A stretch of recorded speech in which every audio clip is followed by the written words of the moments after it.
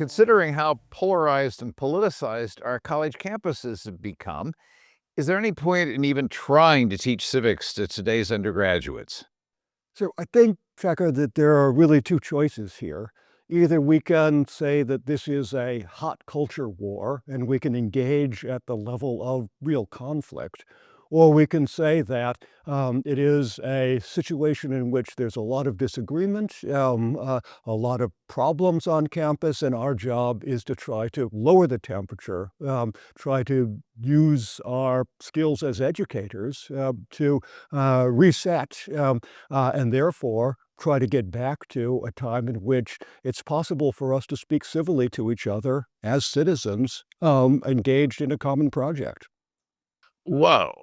That's Professor Josiah Ober of Stanford University, known to his friends as Josh. And I'm Chester Finn of the Hoover Institution, known to my friends as Checker. And it's a pleasure to be talking about civics and civic education in higher ed with Josh Ober today. But I want to follow up. You pioneered, you reborn civics at Stanford as a subject for undergraduates. I believe you've even made it compulsory for all undergraduates to get a taste of. How on earth did you do that? Well, it took a little bit of doing. We're still not compulsory for 100% of our incoming students. We'll decide, or the Faculty Senate will decide on that in 2 years' time, but it is compulsory for 2/3 of them, and we're well on our way. So how did we do it?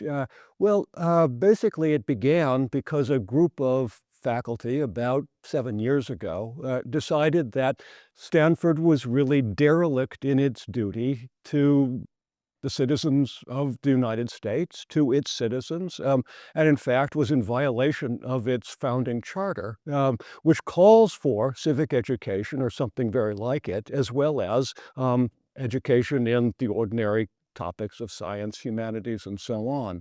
And so we sent a basically request, a demand to the president as part of a long-term planning process saying, Stanford is derelict, do something about it. We have a plan. It would involve mandatory course for incoming freshmen and then a lot of other courses that we would develop. We kind of thought this was a shot over the bow, didn't know that anything would really come of it, but in fact, it turned out the time was right. So the university eventually began to grind through the process of formalizing this. It took a lot of work on our part to bring a lot of faculty on board who were initially suspicious about it, but ultimately we were able to do that. We lined up some outside donors who were very keen on basically moving forward with. They helped us because we were able then to show the university that there really was donor interest, and we were able to bring on board some terrific teachers that showed what could be done. And after a few years' time, it had some momentum, and by now we really have what is, I think, the leading project in civic education, at least at the kind of university Stanford A is. few years time, indeed. You said 7 years, and you're not quite universal yet. I mean, I know you're a student of ancient Greece and Rome, so maybe that's made you a patient man. It sounds like a lifetime. You persevered? I think that when you're trying to think about how you change an institution like Stanford in terms of its basic commitments, what it's doing, what Stanford is and how it's perceived as a university, it's simply not possible to turn on a dime. Stanford, like I think other universities, is basically an aircraft carrier. You have to, if you're going to turn the aircraft carrier, you can, but it takes a long time. If you're going to slow it down or speed it up, it takes a long time. So did this ignite a culture war in the Stanford faculty? And if not, how not? So it did not. In fact, the proposal to begin the process, a seems to you a leisurely process, seems to be a surprisingly quick process of getting this approved, was unanimously approved by the Faculty Senate. And things usually don't get unanimously approved by our Faculty Senate. That was the the result of a lot of work. There were a number of us involved in this. We spent a lot of time trying to bring people on board with it. And I think ultimately the people who would be fundamentally opposed to any sort of civic education just decided it wasn't a hill worth dying on. They were going to lose. They were going to lose pretty badly if they tried to oppose it. And ultimately they decided it wasn't worth exposing themselves to that kind of sort of shameful failure at a moment when I think an awful lot of people really across the spectrum recognize that really we need to do something about improving civic education, civic engagement in the country. Well, I surely agree with that, but say a little bit about what's actually in it, because one way to build consensus, of course, is to be so vague and generic that there's nothing to argue over. So this was one of the really important things in terms of getting some donor support to bring on board some postdoctoral scholars, to bring on board a couple of lecturers who could help us do the really full-time work of syllabus design in a committee, and it had to be a committee that brought in faculty from various parts of the university. It's generally true, I think, in this kind of environment, that those who are willing to do the most hard work, who will always be there at the meetings, who are always well prepared at the meetings, are going to get to have a biggest say in how the thing is designed. In this case, it was the syllabus for the course that's now taken by 2/3 of Stanford's incoming students, and I hope in 2 years' time will be taken by all of them. So we were able to really put some spine into this course to make it a really serious course rather than a bit of everything for everybody. Of course, nobody ever gets exactly what they want. This isn't my dream course in civic education. It's probably nobody's dream course. But I think it actually is a really good course that does reflect a lot of what one might hope that at the university level, students would be exposed to in their first year, and have the then potential for building on that in the rest of their college Can you give an career. example or two of the actual content? I take it this is not your traditional high school civics course. No, it certainly is not. And we very sort of decisively chose not to try to do remedial education. So this isn't, how many people are in the U.S. House of Representatives. It isn't 3 branches of government.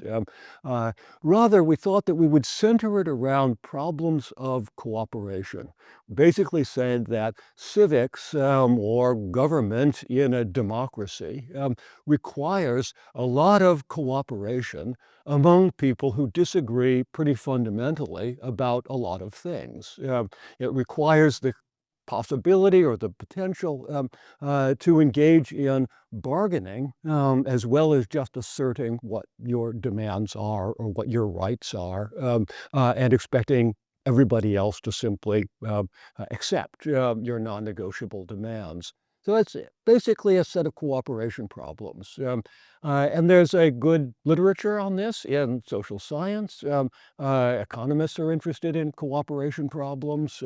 And it basically allows the students to think about the problem of citizenship in terms of their own lives. Because indeed, cooperation problems are common to all forms of purposeful organization, including a university.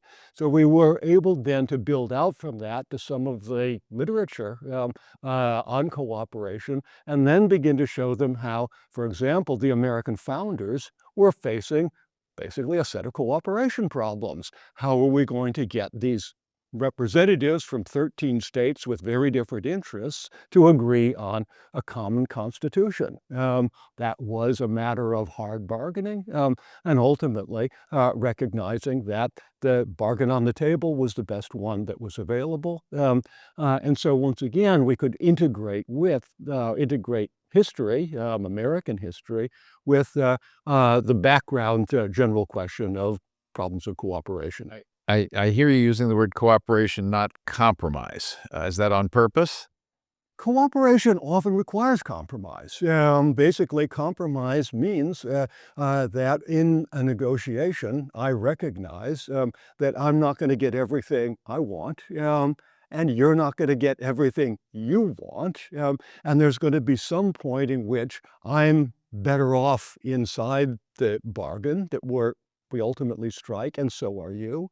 Uh, but neither of us have gotten everything. So in a sense, that's compromise. It doesn't have to mean compromising your ideals. It doesn't mean having to compromise your belief in what would be the best outcome, but it does mean the understanding that if we're going to do something together, if we're going to pass a bill, if we're going to decide on new rules for whatever our organization is, we're going to have to recognize that we do have diverse preferences over particular outcomes, and there is, potentially anyway, a bargain that is available that will make all of us better off than we would be outside of the bargain. Yes, I think people hearkening back to that hot summer in Philadelphia a couple hundred years ago, typically would use the word compromise for most of the assembly of the Constitution, for example. Why the House of Representatives is population-based and the Senate is two per state, regardless of the size of your state. But anyway, um, the fact that you're not doing a remedial civics course says to me that you're taking for granted, but tell me if I'm wrong, that an incoming Stanford student has already learned how many members there are of the House of Representatives, that high school has done its part. Is that a fair assumption? It is at least an assumption. I hope it's a fair one. And indeed, our choice not to simply try to recapitulate what I kind of imagine as ninth grade civics, since that's when I took it. It's 12th grade in many states, but go ahead. All right. Well, yes, it Yes. was some years ago. The notion was to try to assume that Stanford students do have at least enough basic knowledge or can get it, and that we can show them where to get it, so that we can begin to consider the whole question of civics education as something that is actually intellectually exciting. So they're learning a whole domain of understanding and of inquiry, or they're entering into that domain rather than just learning a bunch of rote facts. Now, without any rote facts, you're going to have a hard time entering into any domain. You'd have to have some knowledge to begin with.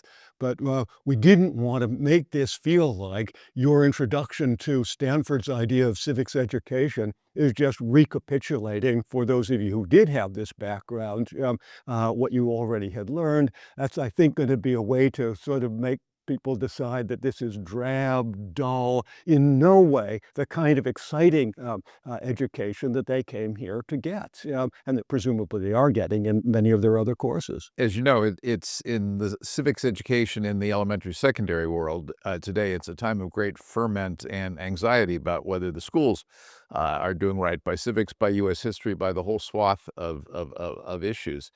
Uh, from your perspective, as somebody that teaches college undergraduates at an elite college, what would you like the K-12 system to have done before you get them in this realm? Yeah, I would like them obviously to have prepared students with the basic background knowledge of how the American constitutional order works. I think that's a pretty good place to start. I would like them to have had an experience have been engaged with American history in a serious way, in a way that neither tries to whitewash everything and sets the founders on a pedestal and imagines that somehow at a certain moment unique genius was brought to us and that we ought to genuflect to that genius forever after. I think that's a mistake. And I think a lot of students will simply recognize it as a mistake. On the other hand, I think it's an equally a mistake to try to teach American history. And once again, what would I want for a college or a high school background in American history? I think it's a mistake to teach it as simply a vicious power game that was foisted upon almost everybody else by a small body of viciously self-interested elite. The litany of failure and victimization. Exactly. Yeah. So I think there's really quite a broad middle ground between recognizing that indeed there are lots of moral flaws in the way in which this country was founded and developed by our current standards. Slavery is just simply a wrong. And I think we can all agree on that. But at the same time, the fact of moral flaws in a country's history does not equate to making the entire history that one of wickedness and of evil plots by bad-minded people. So I think that, there is a way to teach history, what would I like them to have known about history, that actually allows them both to be critical about the history of America and also to be admiring of the remarkable things that actually have been achieved here. I want to bring you back to the college level, Josh, because you've recently created an alliance involving a number of colleges and universities in the civic space. Can you say a bit about what it is and how you see it working? Yeah, we recently launched an Alliance for Civics in the Academy.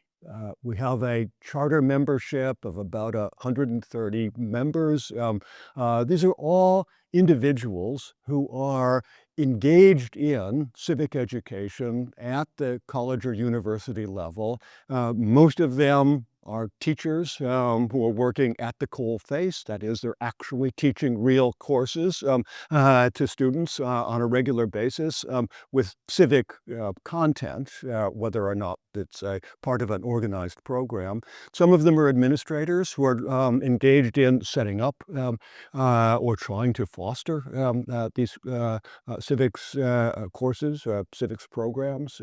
A few of them are people in NGOs that are interested in supporting civics in the higher education. But for the most part, it's meant to be a body of people who are engaged in the actual practice of educating students at the higher education level in some area of civics. And these are at all sorts of different colleges? All kinds of different colleges. We have state universities, we have private universities, we have large, small, very well funded like Stanford, not very well funded. And at the moment, we don't have a membership in the community college 2-year programs, just because that's a different world. We're hoping to be able to expand a membership there, but for the moment, we're thinking about members in 4-year colleges and universities. But yeah, these are very different kinds of institutions, very different resource bases, and very different backgrounds in terms of who is driving the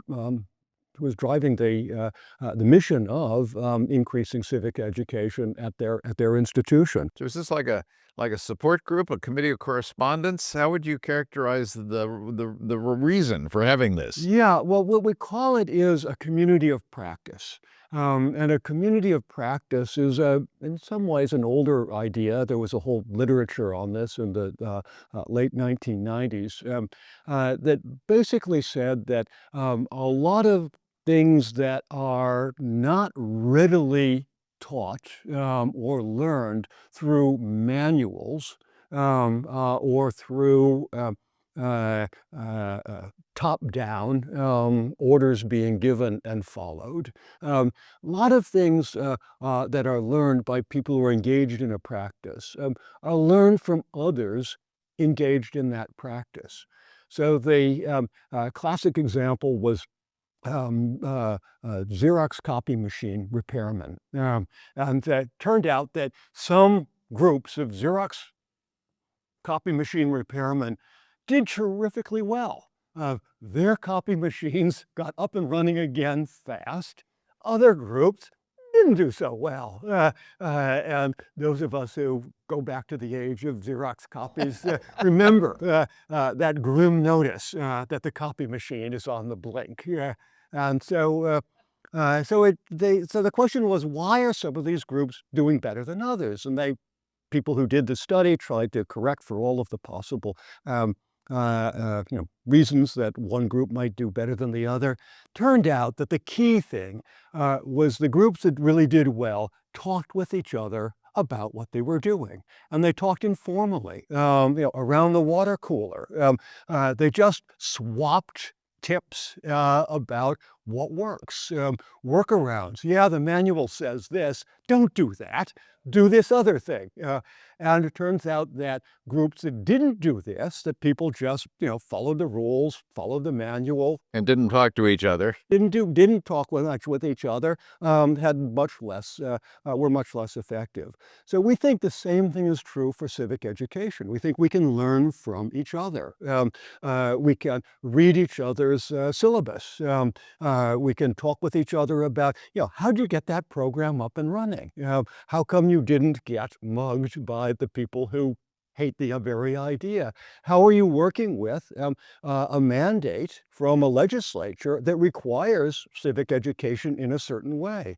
So I think that it is going to be much more effective nationally in terms of creating a sort of national commitment to and rolling that out to civic education if we have people who are engaged in talking with one another about what works, what doesn't. I think the very idea of sort of the network is what we're aiming at, rather than association in which a group tells everybody what to do. So this sounds very much like exploring an unexplored continent, actually. Put on your hat as a historian for a second. Was there ever a golden age of civic education in higher ed in the United States? Or are you really starting de novo? So there was a time in which civic education was really thought to be quite central to what colleges and universities were doing. When we began pushing for the program here at Stanford, we looked back at the archives and we discovered, somewhat to my surprise anyway, that Stanford actually had back in the 1920s, a mandatory year-long course for all students. And remember, Stanford was co-ed, so this was men and women together, called Problems of Citizenship.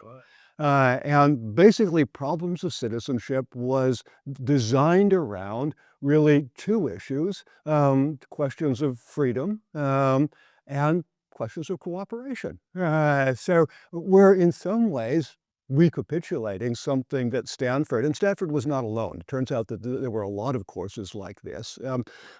Once upon a time, were very committed to. And then over the course of the next 70 years, became uncommitted to for reasons that we could explore. Whoa. So 100 years ago, this was thriving at Stanford and some other places too. Yeah, and you can sort of see in part what was motivating it. There had been a period of very high immigration leading up to the 1920s. So there were a lot of new Americans who didn't grow up or hadn't grown up with, as it were, the background of whatever one thinks was American culture at that time. And the 19th Amendment, which gave women the vote, had just been passed, and suddenly you have a whole body of people, half the population of the country, is now expected to act as citizens.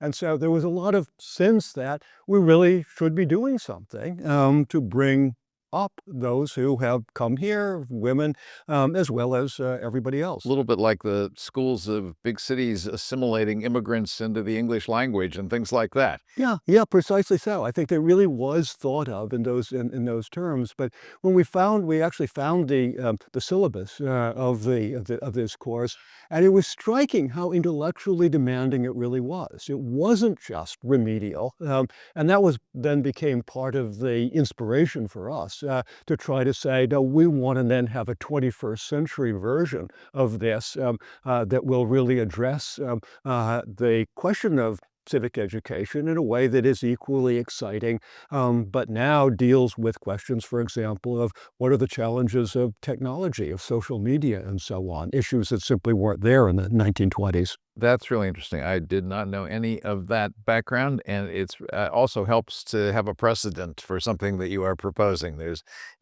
It's absolutely true. When we were pressing our case on this, we could start with the founding charter and said that you're in violation of a contractual responsibility to offer this. But meanwhile, and Stanford was not always in violation. Indeed, our predecessors believed this was of fundamental importance, and this really was part of Stanford's brand and could be again and should be again. really interesting. So, I want to lay a radical idea on you that also integrates or intersects with the K-12 part again. Is it a pipe dream to imagine that civics education might become some kind of an admissions prerequisite for a college like Stanford, just as many colleges require a language or some proficiency in math or something else before you can even come here? Yeah, I think in the near term, you thought 7 years was a long time. I think that would be a very optimistic thought. But I think that if Stanford, other elite universities, other very well-regarded state universities, led with admissions, takes into account civic education. That is going to be a thumb on the scale. We're looking for people who can jump into our first-year course with some real background, and we're a little worried about bringing in people who might be otherwise qualified who don't have that background. That gets out to the college counselors, gets out to at least parents who pay attention to these sorts of things, and they begin to bring pressure on school boards and so on to say, look, we want our kids to get into whatever it is, University of Minnesota, So you make Stanford. it Yeah, a plus factor on admissions exactly right. rather than necessarily a prerequisite. Yeah, and eventually it may just become a de facto Yeah, prerequisite. that's interesting. The other intersection that's important with K-12 and higher ed in this realm, and I don't know to what extent this is a Stanford issue, but preparation of teachers is something that higher ed does, and there's a lot of talk about today's high school and elementary school social studies teachers not knowing much about things like civics and history. Yeah, what's higher ed's job here? Yeah, so I think that here we're going to have to be working with those who set the rules for certification for teachers. And Which are states obviously, typically, state state by certification. state, Yeah. that's a very complex question.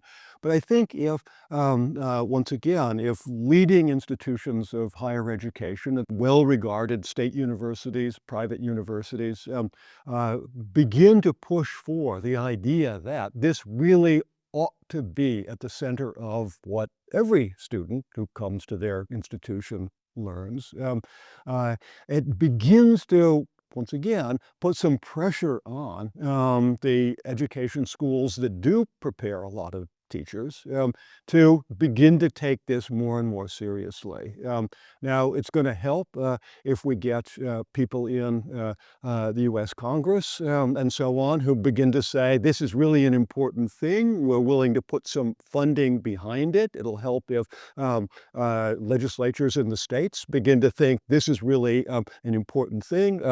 We ought to put pressure on or indeed mandate that state-funded institutions that are preparing teachers do indeed prepare them well to teach civics. So I think it's partly a matter of just turning up the ratchet, building pressure on those who might be recalcitrant about doing this to see that really and truly this is what is demanded of them, both by the citizenry and by the institutions that they have some respect for. You're making the important point that it's not just a faculty thing, it's not just a self-starting thing within a university, it's also a public policy issue. Absolutely. Legislatures and other policy makers could have a considerable effect here. That's right. And once again, in terms of thinking in the longer term, Yes. to the You're a extent patient to man. which places like Stanford or University of Minnesota, I have a BA from the University of Minnesota, so that's my go-to. But at any rate, to the extent to which these kinds of places do in fact educate the leaders of tomorrow, which they certainly intend to do, and to I think an extent they do, then we can imagine getting people in positions of real policy influence, lawmakers, those engaged in regulatory agencies of various sorts, who will have started out with the kind of education that leads them to feel that this is important, this ought to be furthered, that ought to become more and more standardized. Well, that's the long game. But I think that in the end, if we're talking about matters of education, we have to be thinking at least in relatively long terms. Once again, insofar as we really want to change the culture of civics. We want to change the way people imagine themselves, their duties, their responsibilities, as well as their rights as citizens or as aspiring citizens. Then we have to be willing to, do the work that is going to be really that of a generation. Sounds I don't know if I'm as patient as you are, but that does sound right to me. One more thing, we can't leave today without bringing up your recent book, which seems to me almost a primer for civic education, especially the way you were describing the Stanford course with an emphasis on cooperation. Can you say about a bit about the theme of your book with Brooke Manville? Yes, indeed. So the book is called The Civic Bargain: How Democracy Survives. Brooke Manville, a friend, of co-author in other work, and really a great intellectual force. Brooke and I basically decided that if we were going to be as interested as we were in the whole civic realm, in the problem of democracy, we really needed to say something about what we supposed would be a kind of background work that would say, well, here's the way to think about it. Here's the way to think about democracy. And here's the way to think about how democracy flourishes, how at least it survives, rather than only worrying about how democracy dies. As you know, there's a lot of literature about how democracy The death of dies. democracy, yes. The other side of it seemed to us quite important as well. We started out by saying, how would we define democracy? And we decided that we needed to have the most basic possible definition. And our basic definition of democracy is no boss but one another.